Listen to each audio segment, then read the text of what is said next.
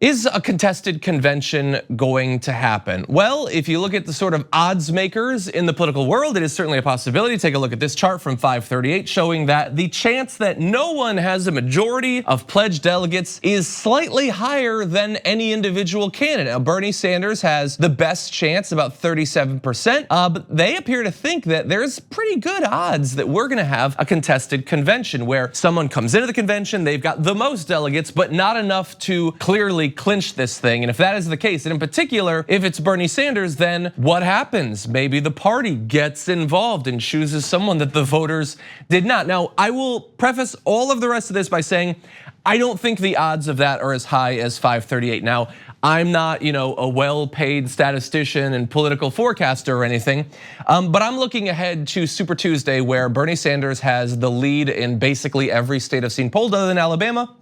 And a lot of people, I'm not saying them, but a lot of people are saying, well, there's so many candidates that we're gonna be running in all these races. I mean, 5, 6, 7, 8 candidates, they're all gonna be splitting the delegates. Doesn't that mean that even if Bernie wins, he's not gonna get that many delegates from each individual state? And I get what you're saying, but here's the thing.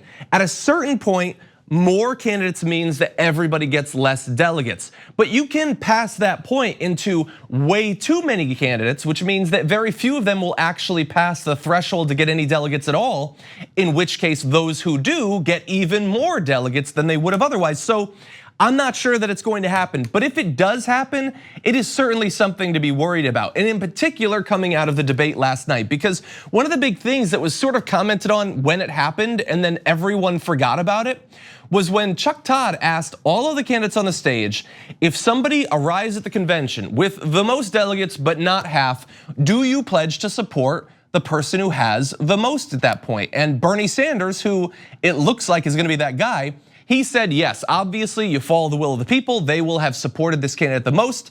So that's good for Bernie Sanders. There were 5 other people on the stage though, and what did they have to say?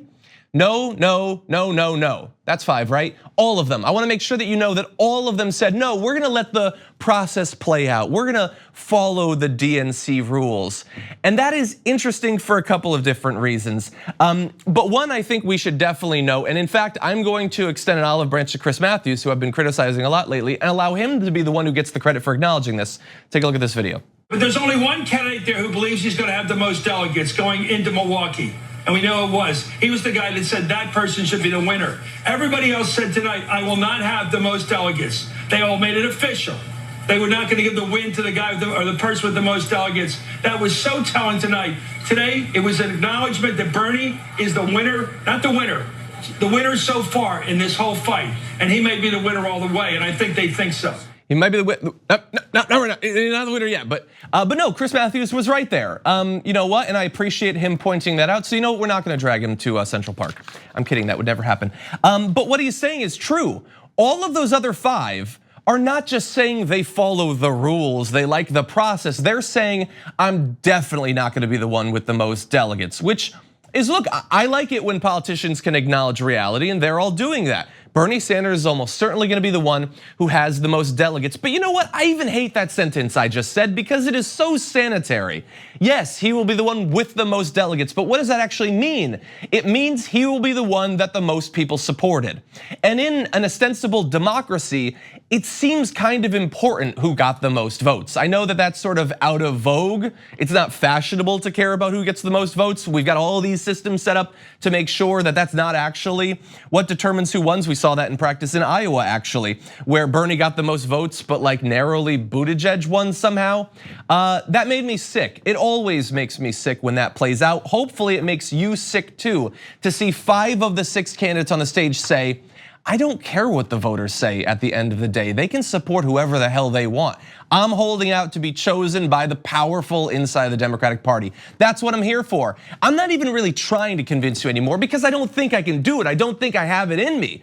So screw you, screw your vote. I'm gonna go to the convention and I'm gonna see if maybe they pick me. I'm gonna make the case for why I'm the guy that you should choose as the middle finger you're gonna hold up to all of the voters. That's what they're all saying. And I can't believe that we're coming out of this debate without more people acknowledging that. How obviously wrong that is, how obviously undemocratic inside of the Democratic Party that would be. And I think that if you do acknowledge this, if it bothered you too, you need to be yelling it from the rooftops and make sure that all of the Democrats know, those who would be doing the picking, the superdelegates, but also those 5 candidates, that if they continue to go down this inherently, fundamentally undemocratic road, that you will never support them for literally anything again. And I don't care what fancy arguments they try to come up with to excuse this ridiculous argument from last night. So Yamiche Alcindor tweeted out, Elizabeth Warren was on MSNBC and she said, we need to pick a nominee who can beat Donald Trump, and that means we gotta have someone who's talking to all parts of the party. It's important. Okay, that sounds good until you know that she said that in response to, why do you think the person who got the most delegates shouldn't win? Okay, we need to have someone who beats Donald Trump. I agree, that's one of the reasons I'm supporting Bernie Sanders. All the polls show that he's going to do that. But it's on the voters to decide who their candidate is. And Elizabeth Warren doesn't want to say, but she's saying, I don't trust Democratic voters to choose the right person. And so thankfully, we've got some Democratic insiders, old people who've been in the party forever, that are gonna make the right decision. You guys can play with your primaries and your caucuses, but we're gonna fix this thing. Don't worry about all this stuff. Have fun with your primary, have fun with your caucuses. In the end, we're gonna decide, and hopefully they'll decide for me. Okay, that's unacceptable, and you need to make clear to everyone that that is the case. Thanks for watching The Damage Report. What if you could protect yourself on the internet for the price of a cup of coffee a month? Well, if you head to nordvpn.com/TYT, you'll be able to connect up to 6 devices to NordVPN's military-grade encryption for $349 a month. If you go now, they'll even throw in a month for free. Go now.